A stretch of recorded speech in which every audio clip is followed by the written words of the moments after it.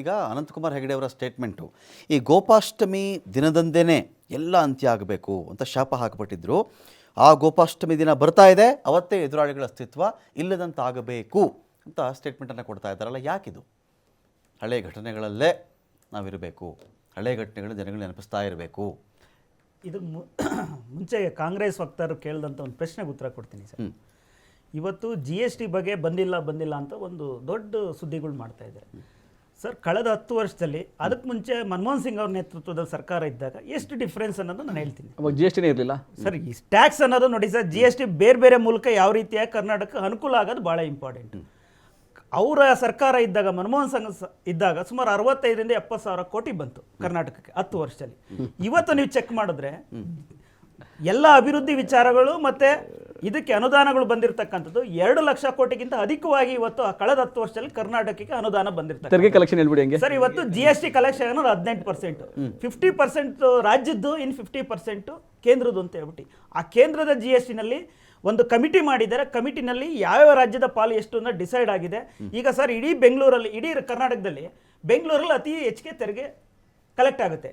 ಇವತ್ತು ತುಮಕೂರು ಇರ್ಬೋದು, ಬೆಳಗಾವಿ ಇರ್ಬೋದು, ಸಣ್ಣದಾಗಿ ಇದಾಗುತ್ತೆ. ಒಂದು ಒಕ್ಕೂಟದ ವ್ಯವಸ್ಥೆ ಇದ್ದಾಗ ಎಲ್ಲಿ ಜಾಸ್ತಿ ಆಗುತ್ತೆ ಅನ್ನೋದು ಜಾಸ್ತಿ ಆದಾಗ ಅಲ್ಲಿ ಕೊಡಬಾರ್ದು ಅಂತ ಇದೆಯಾ? ಹಾಗಾದರೆ ಕೊಡಬಾರ್ದು ಅಂತ ಇದೆಯಾ ಅಂದರೆ ಬೆಳಗಾವಿ ಕೊಡಬಾರ್ದು ಅಂತಲ್ಲ. ಸೊ ಇದು ಒಟ್ಟು ಏನಂದರೆ ಈ ಒಂದು GST ಅನ್ನೋದು ಒಂದು ಕೌನ್ಸಿಲ್ ಮಾಡ್ಕೊಂಡು ಒಕ್ಕೂಟದ ವ್ಯವಸ್ಥೆಯಲ್ಲಿ ಯಾವ ರಾಜ್ಯಕ್ಕೆ ಎಷ್ಟೆಷ್ಟು ಹೋಗ್ಬೇಕು ಅಂತ ಕುಂತೆ ತೀರ್ಮಾನ ಮಾಡೋದು. ಇವ್ರದೇ ಆದ ಸಿದ್ದರಾಮಯ್ಯನ ಕೌನ್ಸಿಲ್ನ ಮೆಂಬರು, ಬಟ್ ಅವರು ಹೋಗಲ್ಲ, ಕೃಷ್ಣ ಬೈರೇಗೌಡರನ್ನ ಕಳಿಸ್ಕೊಡ್ತಾರೆ. ಅಂದ್ರೆ ಒಟ್ಟು ಏನಂದ್ರೆ ಇವ್ರು ಏನಂದ್ರೆ ಅದು ಬರ್ತಾ ಇಲ್ಲ ಅಂತೇಳಿ, ಇನ್ನು ಬರ್ಬೇಕಾಗಿರ್ತಕ್ಕಂಥದ್ದು 1400 ಚಿಲ್ಲರೆ ಕೋಟಿ. ಅದು ನಿರಂತರವಾಗಿ ಆ ಅವಧಿ ಮೀಟಿಂಗ್ ಆಗ್ತಿದಂಗೆ ಅದು ಬರುವಂಥದ್ದು ಹಾಗೆ ಆಗುತ್ತೆ. ಬಹುಶಃ ಇವ್ರಿಗೆ ಮಾಹಿತಿಗಳು ಯಾವ ರೀತಿಯಾಗಿ ಸಿಗ್ತಾ ಇದೆ ಗೊತ್ತಿಲ್ಲ ಸರ್. ಈಗ ಮಿನಿಟ್ಸ್ ಆಫ್ ದಿ ಮೀಟಿಂಗ್ ಇದ್ದೇ ಇರುತ್ತೆ, ಅದು ನೀಚೆ ಬಿಡ್ಲಿ ಹಾಗಾದ್ರೆ ಹೇಳಿ, ರಾಜ್ಯದ ಜನತೆ ಕೊಡ್ಲಿ ಅದನ್ನ. ಸುಮ್ಮನೆ ಏನಾಗುತ್ತೆ ಅಂದ್ರೆ ನೋಡಿ ಸರ್, ಇಲ್ಲಿ ಕೇಳಿ, ಅದು ನೋಡಿ ಸರ್, ಕೇಂದ್ರದ ಕಂಟ್ರೋಲ್ ಅಲ್ಲ ಅದು. ಸಮಿತಿ ಮಾಡಿದ್ದೆ ಆದ್ಮೇಲೆ ಕೂತ್ಕೊಂಡು ಎಲ್ಲರೂ ಚರ್ಚೆ ಮಾಡಿ ಅನುಮತಿ ತಗೊಂಡೇ ಕೊಡೋ ಕೇಳಿ ಸರ್. ಸರ್ ಈಗ ನಡೆದಿರಂತ ಘಟನೆಗಳ ಆಧಾರದ ಮೇಲೆ 1966 ಏನ್ ಅವತ್ತು ಸಾಧು ಸಂತರ ಮೇಲೆ ಅಟ್ಯಾಕ್ ಆಯ್ತಲ್ಲ, ಆ ಒಂದು ವಿಚಾರ ಇಟ್ಕೊಂಡು ಆಲ್ರೆಡಿ ಅವತ್ತಿನ ಒಂದು ಈ ಹೇಳಿಕೆಗೆ ಪಕ್ಷದ ಪೂರ್ಣ ಸಹಮತ ಇದೆ. ಒಂದು ವಿಚಾರದಲ್ಲಿ ರಾವಣ ಯಾವ ರೀತಿ ಆದ್ರೆ ಇದೇ ಹೆಗಡೆ ಅವರ ವಿಚಾರದಲ್ಲಿ ಪಾರ್ಟಿ ಅಂತರ ಕಾಯ್ದುಕೊಂಡಿತ್ತು ಸರ್. ನಿಮ್ಮದೇ ಪಾರ್ಟಿಯವರು ಸಿದ್ದರಾಮಯ್ಯ ಮಾತಾಡಬಾರ್ದಾಗಿತ್ತು ಅಂತ ಹೇಳಿದ್ರು. ಅನಂತಕುಮಾರ್ ಹೆಗಡೆ ಅವರು ಹೇಳ್ತಿದ್ದಂಗೆ ಹೇಳಿಕೆಗಳು ಪಾರ್ಟಿ ಹೇಳಿಕೆಗಳು ಅಂತ ಅಲ್ಲ, ಅವರು ಪಕ್ಷದ ನಾಯಕರಿದ್ದಾರೆ, ನಮ್ಮ ನಾಯಕರೇನೆ ಹೇಳಿಕೆ ಕೊಟ್ಟಿದ್ರೆ ಅದಕ್ಕೆ ಉತ್ತರನ ಅವರೇ ಕೊಡ್ತಾ ಇದ್ರಲ್ಲ. ಇವತ್ತು ನೇರವಾಗಿ ಒಂದು ಇದನ್ನ ಆಹ್ವಾನ ಮಾಡಿದ್ರು, ಚರ್ಚೆಗೆ ಬನ್ನಿ ಸಾರ್ವಜನಿಕವಾಗಿ ನಾನು ರೆಡಿ ಇದ್ದೀನಿ ಅಂತ. ಹೋಗ್ಬೇಕಾಯ್ತಾಗ ಸಿದ್ದರಾಮಯ್ಯನವರು ಪ್ರಿಯಾಂಕ್ ಖರ್ಗೆ ಹೇಳಿದ್ರು, ಚರ್ಚೆ ನೀವು ಶಂಕರಾಚಾರ್ಯರ ಮಠಗಳ ಜೊತೆ ಮಾತಾಡಿ, ನಮ್ ಜೊತೆ ಬರೋದೇ ಬೇಕಾಗಿಲ್ಲ. 4 ಪೀಠ ಅಂದ್ರೆ ಆಲೆ 3 ಪೀಠಗಳು ಯಾವ ರೀತಿಯಾಗಿ ಒಂದು ಇದನ್ನ ಉತ್ತರವನ್ನು ಕೊಟ್ಟಿದ್ದಾರೆ. ಈಗ ಸರ್ ಅವ್ರಿಗಿಂತ ಹೆಚ್ಚಿನದಾಗಿ ಯಾವ ಟೈಮಲ್ಲಿ, ಯಾವ ಕಾಲಘಟ್ಟದಲ್ಲಿ, ಯಾವ ಒಂದು ಇದನ್ನ ಪೂಜಾ ಕೈಂಕರ್ಯಗಳು ನಡಿಬೇಕು ಅನ್ನೋದನ್ನ ಯಾವುದೇ ಒಂದು ಮೂಲ ಇಲ್ಲದಲ್ಲಿ ಯಾರು ಡಿಸೈಡ್ ಮಾಡಕ್ ಆಗಲ್ಲ. ಇವತ್ತು ಯಾರೇ ಪ್ರಶ್ನೆ ಮಾಡಕ್ ಹೋದ್ರು ಅವ್ರು ಏನಾಗಿದ್ರು, ಹೇಗಿದ್ರು ಅನ್ನೋದು ಒಂದು ಪ್ರಶ್ನೆ ಬಂದೇ ಬರುತ್ತೆ. ಅಂದ್ರೆ ಯಾರು ಗೊತ್ತಿಲ್ದರೆ ಕೂತ್ಕೊಂಡು ಇದನ್ನೆಲ್ಲ ಒಂದು ತೀರ್ಪು ಮಾಡ್ಬಿಟ್ಟು ಒಂದು ಸಮಯ ನಿಗದಿ ಮಾಡಿದ್ದಾರೆ ರಾಮಲಲ್ಲಾ ಪ್ರತಿಷ್ಠಾಪನೆಗೆ. ಎಲ್ಲದೂ ಒಂದು ಯಾವ ರೀತಿಯಾಗಿ ಪೂಜಾ ಕೈಂಕರ್ಯದಲ್ಲಿ ಯಾವ ರೀತಿಯಾಗಿ ನಡಿಬೇಕು ಅನ್ನೋದು ಎಲ್ಲ ಗೊತ್ತಿದ್ದೇ ಮಾಡ್ತಾ ಇರೋದು. ಕೆಲವೊಂದ್ಸರಿಗೆ ಅನ್ಸಿಲ್ವೇನೋ ಅದನ್ನ ಯಾವ ರೀತಿಯಲ್ಲಿ ತಿದ್ಕೊಬೇಕು ಅನ್ನೋದು ಒಂದು ಸಲಹೆ ಕೊಡ್ಬೋದಾಯ್ತಲ್ಲ. ಹಾಗಾದ್ರೆ ಅವ್ರಿಗೆ ಆ ರೀತಿಯಾದ ಒಂದು ವಿರೋಧ ಇದ್ದಿದ್ರೆ ಒಂದು ಏನು ಅಂದ್ರೆ ಒಂಥರ ಕಾಂಗ್ರೆಸ್ಸಿಗೆ ಏನಾಗಿದೆ ಅಂದ್ರೆ ಇದೊಂದು ರಾಜಕೀಯ ಹೇಳಿಕೆಗಳನ್ನ ತಿರುವು ಪಡ್ಕೊಂಡು ಅವ್ರಿಗೆ ಹೆಂಗ್ ಬೇಕಂಗ್ ಮಾತಾಡಕ್ ಸ್ಟಾರ್ಟ್ ಆಗಿದ್ದಾರೆ. ಇಲ್ಲಿ ವಸ್ತುಸ್ಥಿತಿ ಇರ್ತಕ್ಕಂಥದ್ದು ಅದಕ್ಕಿಂತ ಹೆಚ್ಚಿನದಾಗಿ FIR ಹಾಕಿದ್ರು ಅರೆಸ್ಟ್ ಮಾಡ್ತಿಲ್ಲ ಯಾಕೆ ಅಂತ ಕೂಡ ಒಂದು ಪ್ರಶ್ನೆ ರೈಸ್ ಆಯ್ತು. ಯಾರನ್ನ ಇದೆ ಅವ್ರ ಮೇಲೆ FIR ಎಲ್ಲ ಆಗಿದೆ ಅಲ್ಲ. ಈಗ ಸಂವಿಧಾನದಲ್ಲಿ ಏನಿದೆ ಅದೇ ಆಗ್ಬೇಕಲ್ಲ ಸರ್. ಈಗ ಯಾರು ಅದನ್ನ ಏನೋ ತಪ್ಪಿಸ್ಕೊಂಡು ಉತ್ತರ ಕೊಡ್ಲಿಲ್ಲ ಅದಕ್ಕೆ. ಅವ್ರು ಕೊಡಲ್ಲ. ರಾಜಕೀಯವಾಗಿ ಏನ್ ಬಳಸ್ಕೊಬೇಕು ಅದನ್ನ ಮಾತ್ರ ಮಾಡ್ತಾ ಇದಾರೆ. ಅರೆಸ್ಟ್ ಮಾಡ್ಬೇಕಾ ಅವ್ರನ್ನ? ಸರ್ ಅರೆಸ್ಟ್ ಮಾಡೋದು ಬಿಡೋದು ಸಂವಿಧಾನ ಏನ್ ಹೇಳುತ್ತೆ ಅದ್ರ ಪ್ರಕಾರ ನಡ್ಕೊಳ್ಳಿ. ಆದ್ರೆ ಇವರು ರಾಜಕೀಯವಾಗಿ ಪಕ್ಷಗಳ ಮೇಲೆ ಕೆಸರೆಡ್ಸೋಕ್ಕೋಸ್ಕರ ಇವತ್ತು ಹೇಳಿಕೆಗಳನ್ನ ನೀಡ್ತಾ ಇದಾರೆ. ಅಂದ್ರೆ ಇವರೆಲ್ಲ ಏನು ನೋಡಿ ಸರ್, ಅದ್ರ ಕೌಂಟ್ರೆ ನೀವ್ ಯಾವ ಗೌರವ ಕೊಟ್ಟು ಮಾತಾಡ್ತಾ ಇದ್ದೀರಾ? ಅರ್ಥ ಆಯ್ತಾ? ನಿಮ್ಮ ನಾಯಕರುಗಳು ಇರ್ಬೋದು, ನೀವುಗಳು ಇರ್ಬೋದು, ನೀವು ಸರಿಯಾದ ರೀತಿಯಲ್ಲಿ ಮಾತಾಡ್ತಾ ಇದ್ದೀರಾ. ಹೇಳಿಕೆಗಳು ಇದೇನೆ ನಿಮ್ಮ ಬಿಜೆಪಿ ವಕ್ತಾರರ ಪ್ರಕಾರ ಅವರು ಅರೆಸ್ಟ್ ಮಾಡಬೇಕಾ? ಅರೆಸ್ಟ್ ಮಾಡಬೇಕಾ? ಸರ್, ಇದೇ ಇವತ್ತು ಚುನಾವಣೆ ಸಂದರ್ಭದಲ್ಲಿ ವಿಷ ಸರ್ಪ ಅಂತ ಹೇಳಿದಾರೆ ಯಾರು? ಇದೇ ಕಾಂಗ್ರೆಸ್ ಈಗ ಡೆಲ್ಲಿಗೆ ಹೋಗೋದಾದ್ರೆ ನಾನು ಹೇಳ್ತೀನಿ ಅಂತ ಕರೆದಾರೆ ಯಾರು? ಇದೇ ಬಿಕಾರಿ ಪ್ರಸಾದ್ ಮತ್ತೆ ಸಾವಿನ ದಲ್ಲಾಳಿ ಸಾವಿನ ವ್ಯಾಪಾರಿಗಳು ಅಂತ ಕರೆದ್ರು. ಅಂದ್ರೆ ಕಾಂಗ್ರೆಸ್ನವರು ಅವ್ರಿಗೆ ಯಾವ ಸಮಯದಲ್ಲಿ ಏನೇನ್ ಹೇಳಿಕೆಗಳನ್ನ ತಿರ್ಸಿ ಇವತ್ತು ರಾಜಕೀಯ ಎಲ್ಲಾ ಪಾರ್ಟಿಯವರು ಹೇಳಿದಾರೆ ಅದನ್ನ. ಗೋವಿಂದರಾಜ್ ಒಬ್ರು ಹೇಳೊಬ್ರು ಬಿಟ್ಟಿದ್ದಾರೆ ಅಂತಲ್ಲ. ಮೋದಿ ಅವರೇ ಹೇಳ್ತಾರಲ್ಲ ಮೇಡಮ್, ಮೌತ್ಕಾ ಸೌದಾಗರ್ ಒಬ್ರು ಅಂದ್ರು, ಜರ್ಸಿ ಕೋ ಅಂದ್ರು ಮೇಡಮ್ಗೆ. ಕೇಳಿ ಸರ್, ಇಲ್ಲಿ ಏನು ವಿಧವೆ ಅಂದ್ರು, ಕಾಂಗ್ರೆಸ್ ವಿಧವೆಗೆ ಭ್ರಷ್ಟಾಚಾರ ಆಗುತ್ತೆ ಅಂದ್ರು. ಮೋದಿ ಅವರು ಹೇಳಿದ್ದು ಬೇರೆಯವರಲ್ಲ, ಬೇರೆ ಯಾವ ವ್ಯಕ್ತಿ ಬರೋದಿಲ್ಲ. ದೇಶದ ಪ್ರಧಾನಮಂತ್ರಿ ಮಾತುಗಳು. ಯಾವ ರೀತಿ ಈಗ ನಿಮ್ಮ ಪ್ರಕಾರ ಏನು ಅನಂತಕುಮಾರ್ ಹೆಗಡೆಗೆ ಅರೆಸ್ಟ್ ಆಗ್ಬೇಕಂತ ನಿಮ್ಮ ಪ್ರಕಾರ? ಕಾನೂನು ಕ್ರಮ ತಗೊಂತ ನಮ್ಮ ಅಂದ್ರೆ ಕಾನೂನು ಪ್ರಕಾರ ಸಂವಿಧಾನಕ್ಕಿಂತ ಯಾರು ದೊಡ್ಡವರಲ್ಲ. ಅದ್ರ ಪ್ರಕಾರ ಏನು ಅಲ್ಲಿ ಅರೆಸ್ಟ್ ಮಾಡಕ್ ಹೋದ್ರೆ ಅದ್ರ ಲಾಭ ಜಾಸ್ತಿ ಆಗೋದು ಬಿಜೆಪಿಗೆ ಅಥವಾ ಅನಂತಕುಮಾರ್ ಹೆಗಡೆಗೆ ಅಂತ ಆ ಜಿಜ್ಞಾಸೆಗೆ ಬಿದ್ದುಬಿಟ್ಟು ನೀವು ಅವ್ರನ್ನೇನು ಮಾಡಕ್ ಆಗದೆ ಒದ್ದಾಡ್ತಾ ಇದೀರಿ ನೀವು. ಕಾನೂನು ಕ್ರಮ ತಗೋಬೇಕು. ಯಾರು ದ್ವೇಷ ಭಾಷೆ ಮಗನೇ ಲೇ ಸ್ಟೇಟ್ಮೆಂಟ್ಸ್ ಎಲ್ಲ ಬಂತಲ್ಲ. ಸಂವಿಧಾನ ನಿಮಗೆ ಗೊತ್ತಿದ್ರೆ ನೀವು ಮಾಡಿ. ಗೋಪಾಷ್ಟಮಿ ದಿನ ಯಾರ್ಯಾರು ಸತ್ರು? ಅಲ್ಲ, ಯಾರು ಸತ್ರು? ರಾಜೀವ್ ಗಾಂಧಿ, ಮುಂದೆ ಏನಾಗುತ್ತೆ ಅಂತ ಹೇಳ್ತಾ ಇದಾರಲ್ಲ. ಇನ್ನು ಬಹಳ ಜನ ಗೋಡ್ಸೆಗಳು ತಯಾರು ಮಾಡ್ತಾ ಇದಾರೆ ಅವರು. ಮುಂದೆ ಗೋಷ್ಠಮಿ ದಿನ ಬೇರೆ ಯಾರು ಕೊಲೆ ಮಾಡೋ ಪ್ರಯತ್ನ ಇದೆಯಾ? ಅಲ್ಲ, ಆತರ ಏನಾದ್ರು ಅನಾಹುತ ಆಗುತ್ತಾ? ಅಲ್ಲ, ಅನಂತಕುಮಾರ್ ಹೆಗಡೆ ಏನು ಪೂಜಾರಿನ ಇಲ್ಲ ಗೊತ್ತಾ ಭವಿಷ್ಯ ಹೇಳುವಂತ ಮಹಾ ವ್ಯಕ್ತಿನ, ಮೇಧಾವಿನ, ಬುಡುಬುಡಿಕೆ ದಾಸ? ನಾನು ಹೇಳ್ತೀನಲ್ಲ, ಒಂದು ವೈಜ್ಞಾನಿಕ ಮನಸ್ಥಿತಿ ಇಲ್ದಂತವ್ರು, ಧರ್ಮಾಂಧತೆಯಲ್ಲಿ ಮುಳುಗೋಗಿರುವಂತವ್ರು, ಇಂಥವರೆಲ್ಲ ದೇಶದಲ್ಲಿ. ನಾವು ಗೋಡ್ಸೆ ನಮಗ್ ಗೊತ್ತಿರೋದು ಗಾಂಧಿಯ ಧರ್ಮ ರೀ. ಗೋಡ್ಸೆ ಧರ್ಮ ನಿಮ್ಗೆ ಗೊತ್ತಿದೆ. ನಮಗ್ ಗೊತ್ತಿರೋದು ಗಾಂಧಿಯ ಧರ್ಮ, ಗೋಡ್ಸೆ ಧರ್ಮ ಅಲ್ಲ. ನಮಗ್ ಗೊತ್ತಿರೋದು ಮಾನವ ಧರ್ಮ, ನಿಮಗ್ ಗೊತ್ತಿರೋದು ಮೃಗಗಳ ಧರ್ಮ. ಗೋವಿಂದರಾಜ್ ಅವರೇ, ಅಂದ್ರೆ ಎಲೆಕ್ಷನ್ಗೆ ಅಜೆಂಡಾ ಸೆಟ್ ಮಾಡ್ತಿರೋದು ಬಿಜೆಪಿನ ಅಂತ ಅನೇಕ ಬಾರಿ. ಈಗ ನೋಡಿ, 13-14 ಟೈಮಲ್ಲಿ, ಎಲೆಕ್ಷನ್ ಟೈಮಲ್ಲಿ ನಾನು ಮಾತಾಡ್ತಿದ್ದೀನಿ, ವಿರೋಧ ಪಕ್ಷವಾಗಿದ್ದಂಥ ಬಿಜೆಪಿ ಸೆಟ್ ಮಾಡ್ತು ಈ ಎಲೆಕ್ಷನ್ ಅಜೆಂಡಾ ಏನು ಅಂತ. ಬೆಲೆ ಏರಿಕೆ, ಭ್ರಷ್ಟಾಚಾರ, ಕಪ್ಪು ಹಣ, ಪೆಟ್ರೋಲ್ ಡೀಸೆಲ್ ಬೆಲೆ ಏರಿಕೆ, ಗ್ಯಾಸ್ ಸಿಲಿಂಡ್ರು ಅಂತ ಹೇಳಿ. ಬಟ್ 2019 ಬಂದಾಗ ಅಗೇನ್ ಬಿಜೆಪಿನೇ ಅಜೆಂಡಾ ಸೆಟ್ ಮಾಡ್ತು. ಈಗ ನೋಡಿದ್ರೆ, ಈಗ ಅಪೋಸಿಷನ್ ಪಾರ್ಟಿ ಅಜೆಂಡಾ ಸೆಟ್ ಮಾಡ್ತವ ಅಂತ ನೋಡಿದ್ರೆ, ಒನ್ಸ್ ಅಗೇನ್ ಅಜೆಂಡಾ ಸೆಟ್ ಮಾಡ್ತಿರೋದು ಬಿಜೆಪಿನೇ. ಈಗ ಅಗೇನ್ ಕಮಿಂಗ್ ಬ್ಯಾಕ್ ಟು ಧರ್ಮ. ಇಶ್ಯೂಗಳು ಮುಗಿದೋದ್ವು, ಬೆಲೆ ಏರಿಕೆ, ಅದು ಇದು, ನೀವು ಮಾತಾಡ್ಕೊಳ್ಳಿ ಅಂತಾರೆ ಅವರು. ಜೋರಾಗಿ ಕಿರ್ಚಾಡಿ ನೀವು ಅಂತಾರೆ. ಅವ್ರು ಹಿಡ್ಕೊಂಡು ಕೂತ್ರಿ, ಈಗ ಧರ್ಮ ಅಂತ ಹಿಡ್ಕೊಂಡು ಕೂತ್ರು. ಏನು ಒದ್ದು ಪರದಾಡ್ತಿದ್ರೆ ನೀವು, ವಿಲ ಅಂತ ನೀರು ಖಾಲಿ ಆಗಿಬಿಟ್ಟಿರೋ ಕೆರೆಯಲ್ಲಿ ಮೀನುಗಳು ಒದ್ದಾಡ್ತಿರ್ತವೆ. ಆ ಥರ ಆಗ್ಬಿಟ್ಟಿದೆ ನಿಮ್ಮ ಪರಿಸ್ಥಿತಿ ಅಂತ.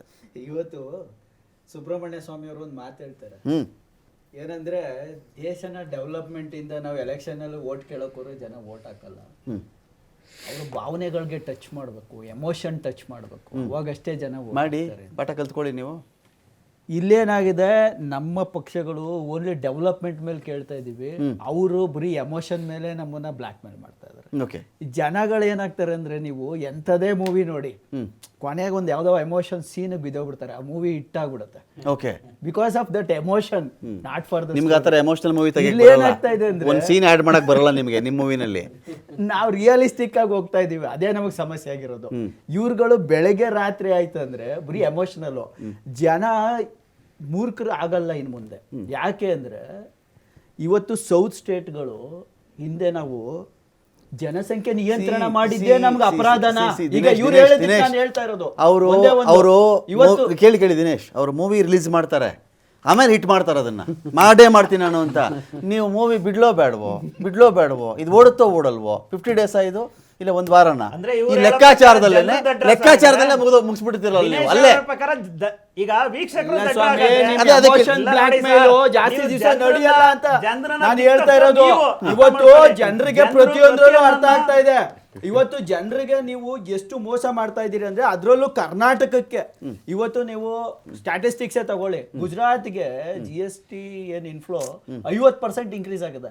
ಕರ್ನಾಟಕಕ್ಕೆ ಒಂದು ಸಿಂಪಲ್ ಕೊಡ್ತೀನಿ, ನಾನು ತೆಗ್ದು ನೋಡ್ರಿ, ಸಮಗ್ರ ಶಿಕ್ಷಣ ಯೋಜನೆ,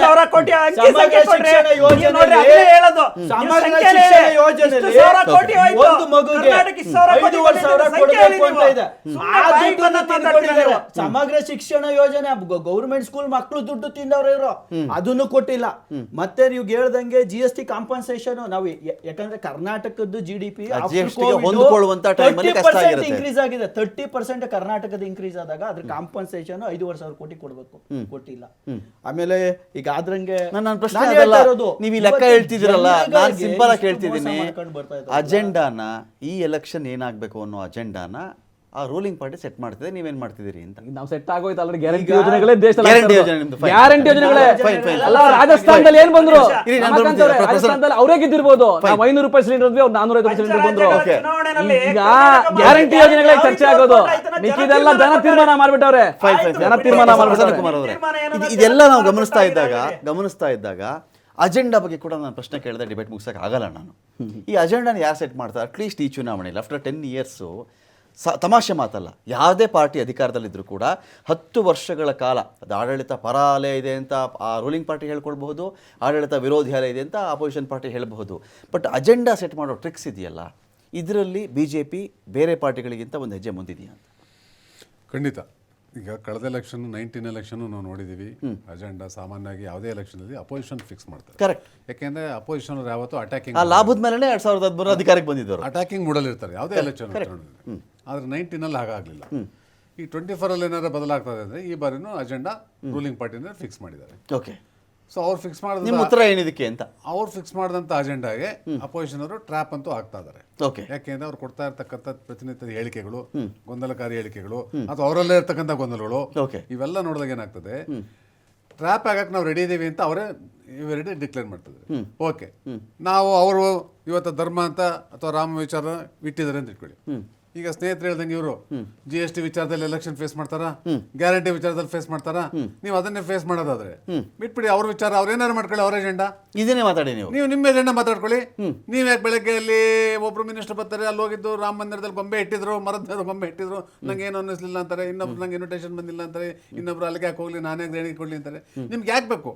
ನಿಮ್ಮ ಅಜೆಂಡಾ ಅಲ್ಲ ತಾನೇ, ಯಾಕೆ ತಲೆ ಕೆಡಿಸ್ಕೊಂತೀರ ಅದ್ರ ಬಗ್ಗೆ? ನೀವು ಮಾತಾಡಿ, GST ಬಗ್ಗೆನೇ ಮಾತಾಡಿ, ಜನರಿಗೆ ಯಾವ ರೀತಿ ಹೊಲಿಸ್ಕೊಂತೀರ ಹೊಲಿಸ್ಕೊಳ್ಳಿ, ಜನರಿಗೆ ಅರ್ಥ ಆಗತ್ತದಲ್ಲ ಅಂತ. ಅಥವಾ ನೀವು ಗ್ಯಾರಂಟಿನೇ ಹೇಳ್ತೀರಾ ಹೇಳಿ ಅಲ್ವಾ? ನೀವು ಟ್ರ್ಯಾಪ್ ಆಗೋದಂತೂ ಗ್ಯಾರಂಟಿ. ಕಾಂಗ್ರೆಸ್ ಇಲ್ಲಿ ರಮಕಾಂತ್ ಇನ್ನು 2 ತಿಂಗಳ ಒಳಗಡೆ ಚುನಾವಣೆ ಘೋಷಣೆ ಆಗ್ತದೆ. ಕರೆಕ್ಟ್. ಇನ್ನು ಅಪೋಸಿಷನ್ ಅವರು ತಮ್ಮ ಲೀಡರ್ ಯಾರು, ಮುಂದಿನ ಪ್ರೈಮ್ ಮಿನಿಸ್ಟರ್ ಸಂಚಾಲಕರು ಅಥವಾ ಯಾರ ನೇತೃತ್ವದ ನಾವು ಚುನಾವಣೆ ಫೇಸ್ ಮಾಡ್ತೀವಿ, ಆ ಕ್ಲಾರಿಟಿನೇ ಇನ್ನೂ ಇಲ್ಲ. ಓಕೆ, ನೀವು ಅಜೆಂಡಾಗ ಹೋದ್ರಿ, ಫಸ್ಟ್ ಅವರಲ್ಲೇ ಒಂದು ಕ್ಲಾರಿಟಿ ಬರ್ಬೇಕಲ್ಲ. ಇದೆಲ್ಲ ಬಂದ ಮೇಲೆ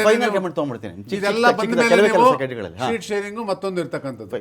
ನಾನು ಅದಕ್ಕೆ ಅವಾಗಲೇ ಒಂದು ಹೇಳಿದ್ದು, ಒಬ್ಬ ಟಿವಿ ಪ್ರೋಗ್ರಾಮ್ ಅಲ್ಲಿ ಒಬ್ಬ ಪಾರ್ಟಿಸಿಪೆಂಟ್ ಚೈನಲ್ಲಿ ಹುಲಿ ಉಗುರಿತ್ತು ಅಂತ ಕಾರಣಕ್ಕೆ ನೀವು ನುಗ್ಗಿ ಹೇಳ್ಕೊಂಬರ್ತೀರಿ ಆತನ್ನ, ಟಿವಿ ಇರ್ತಕ್ಕಂಥವನ್ನ. ಆದ್ರೆ ಒಬ್ಬ ಪ್ರಮುಖ ನಾಯಕ, ನೀವು ಯಾರನ್ನ ಪ್ರಬಲವಾಗಿ ವಿರೋಧ ಮಾಡ್ತಾ ಇದ್ರಿ ಸೈದ್ಧಾಂತಿಕವಾಗಿ, ಆತ ನಿಮ್ಮ ಪ್ರಕಾರನೇ ಆತ ಪ್ರಚೋದನಕಾರಿ ಹೇಳಿಕೆ ಕೊಡ್ತಾ ಇದ್ದಾನೆ, ಮುಖ್ಯಮಂತ್ರಿ ಬಗ್ಗೆ ಅವಹೇಳನ, ನಿಮಗೆ ಕ್ರಮ ಜರುಗಿಸಕ್ಕೆ ಧೈರ್ಯ ಇಲ್ಲ.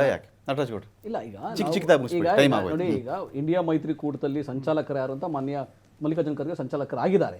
ಆಮೇಲೆ ಸೀಟ್ ಶೇರಿಂಗು ಆಗ್ತಾ ಇದೆ. ಬಿಜೆಪಿಗಿಂತ ಮುಂಚೆನೆ, NDA ಮೈತ್ರಿಕೂಟಕ್ಕಿಂತ ಮುಂಚೆನೆ ನಾವು ನಮ್ಮ ಅಭ್ಯರ್ಥಿಗಳ ಘೋಷಣೆಯನ್ನ ಮಾಡ್ತಾ ಇದೀವಿ. ನಮ್ದು ಮ್ಯಾನಿಫೆಸ್ಟೋ ಕಾರ್ಯಕ್ರಮಗಳು ನಡೀತಾ ಇದಾವೆ. ಆಮೇಲೆ ಈ ಚುನಾವಣೆ, ಗ್ಯಾರಂಟಿ ಯೋಜನೆಗಳ ಚುನಾವಣೆ, ಇಡೀ ದೇಶದಲ್ಲಿ ಬಿಜೆಪಿ ಮಾತಾಡಿದ್ರು ಅದೇ, ಕಾಂಗ್ರೆಸ್ ಮಾತಾಡಿದ್ರು, ಎಲ್ಲಾ ಪಕ್ಷಗಳು ಮಾತಾಡಿದ್ರು ಅದೇನೆ. ಜನತೆಗೆ ಆರ್ಥಿಕತೆಯ 3 ರಾಜ್ಯ ಗೆಲ್ಲಿಲ್ವಾ? ನಿಮ್ ಗ್ಯಾರಂಟಿ ಸ್ಕೀಮ್ ಗ್ಯಾರಂಟಿ ಮೂರು ರಾಜ್ಯ ಗೆಲ್ಲಿಲ್ವಾ? ಅವ್ರು ಗೆದ್ರು, ಏನ್ ಗೆದ್ರು? ಗ್ಯಾರಂಟಿ ಅಂತಾನೆ ಗೆದ್ದಿದ್ದು. ಇದೇ ಪದ ಗ್ಯಾರಂಟಿ ಅಂತಾನೆ ಹೇಳಿ ಗೆದ್ದಿದ್ದು. ನಾವು 500 ರೂಪಾಯಿ ಸಿಲಿಂಡರ್ ಅಂದ್ವಿ, ಅವ್ರು 405 ರೂಪಾಯಿ ಸಿಲಿಂಡರ್ ಅಂದ್ರು. ಆಯ್ತು, ಬನ್ನಿ, ನೀವು ಈಗ ಟ್ರ್ಯಾಕ್ ಬಂದಿದ್ದೀರಾ ನೀವು. ಆದ್ರೂ ಕೂಡ 5 ರಾಜ್ಯಗಳಲ್ಲಿ ನಾವು 4,90,00,000 ಮತ ತಗೊಂಡಿದೀವಿ, ಅವ್ರು 4,88,00,000 ಮತ ತಗೊಂಡಿದ್ದಾರೆ. ನಾವು ಇಲ್ಲ, ಮೈತ್ರಿ ಪಕ್ಷಗಳ ಜೊತೆ ಮೈತ್ರಿ ಮಾಡ್ಕೊಳ್ಳಿಲ್ಲ. ನಾವು ಮೈತ್ರಿ ಮಾಡ್ಕೊಂಡೆ ಈ ಲೋಕಸಭಾ ಚುನಾವಣೆಯಲ್ಲಿ 350 ಸೀಟು ಇಂಡಿಯಾ ಮೈತ್ರಿಕೂಟ ಗೆಲ್ಲುತ್ತೆ. ದೇಶಕ್ಕೆ 9.5 ವರ್ಷಗಳಿಂದ 10 ವರ್ಷದಿಂದ ಇದೆಯಲ್ಲ ಗ್ರಹಣ ಇದೆಯಲ್ಲ, ಅದು ಬೀಳುತ್ತೆ. ನಾವು ಹೋಗೋದು ಅಭಿವೃದ್ಧಿ ವಿಚಾರದಲ್ಲೇ. ಇವತ್ತೇನು ಜನೌಷಧಿ ಕೇಂದ್ರಗಳು ಇರ್ಬೋದು, ಧಾರ್ಮಿಕ ಅಜೆಂಡಾ ಇಲ್ವಾ ನಿಮ್ದು? ಈಗ ಜನ ತೀರ್ಮಾನ ಮಾಡ್ತಾರೆ ಅದನ್ನ ಧಾರ್ಮಿಕ ಅಜೆಂಡಾ ಏನ್ ಮಾಡ್ಬೇಕು ಹೇಳಿ ಸರ್. ಜನೌಷಧಿ ಕೇಂದ್ರ ಇರ್ಬೋದು, ಪ್ರತಿ ಮನೆಗೂ ಒಂದು ಜಲಜೀವನ್ ಮಿಷನ್ ಅಂತ ಕಾರ್ಯಕ್ರಮದಲ್ಲಿ ಎಲ್ಲ ಮನೆಗಳಿಗೂ ಕೊಳಾಯಿ ಕೊಟ್ಟಿರ್ತಕ್ಕಂಥ, ಇಡೀ ಕರ್ನಾಟಕದ 40 ಲಕ್ಷ ಮನೆಗಳಿಗೆ ಇವತ್ತು ಕೊಳಾಯಿ ಕನೆಕ್ಷನ್ ಆಗಿದೆ ಸರ್. ಅದೇ ರೀತಿ 10 ಕೋಟಿ, ಇಡೀ ದೇಶದಲ್ಲಿ 10 ಕೋಟಿ ಉಜ್ವಲ ಕನೆಕ್ಷನ್ ಅಂತ ಹೇಳ್ಬಿಟ್ಟು ಬಡವರಿಗೆ ಕೊಟ್ಟಿರ್ತಕ್ಕಂಥದ್ದು. ಈ ತರ ಯೋಜನೆಗಳ ಮೂಲಕ, ಮೋದಿ ಅವರ ಗ್ಯಾರಂಟಿಗಳ ಮೂಲಕ ಇವತ್ತು ಮತ ಕೇಳ್ತೀವಿ ನಾವು.